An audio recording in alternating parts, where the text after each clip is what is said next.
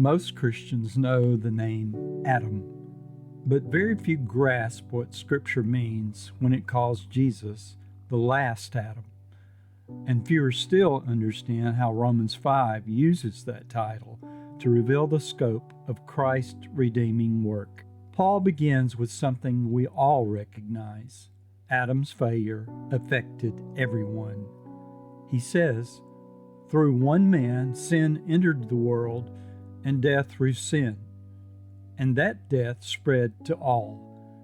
No one had to choose to be affected by Adam.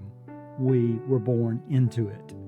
His trespass became a kind of inheritance, unwanted, unearned, but real.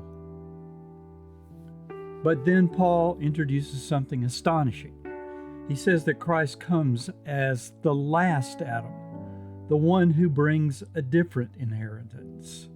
And he insists that what Christ brings is not merely equal to Adam's damage, but, quote, much more, end quote. Those two words, much more, carry the whole weight of Paul's argument. If Adam's act condemned the many, Christ's act justifies the many. If Adam's one sin led to death for all, Christ's one righteous act leads to life for all.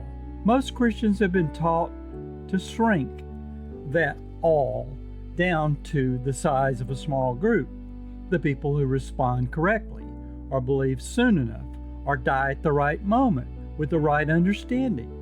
But Paul never shrinks it. In fact, he pushes in the opposite direction. He says that just as Adam's trespass reached everywhere, so Christ's gift will overflow much more. Not equally, exceedingly. Not barely matching the fall, but surpassing it. Then Paul gives the key metaphor, two rivers. Adam's river is powerful. It sweeps the human race into death, but Christ's river is deeper, wider, stronger. It superabounds. The flood of grace is not measured by the limits of Adam's harm, but by the limitless generosity of God. And when Paul wants to summarize what the last Adam accomplishes, he uses language without hesitation. He says, just as one trespass resulted in condemnation for all people, so also one act of righteousness resulted in justification and life for all people. If we take the first all people literally, as we should, Paul leaves no room to make the second all people mean something smaller.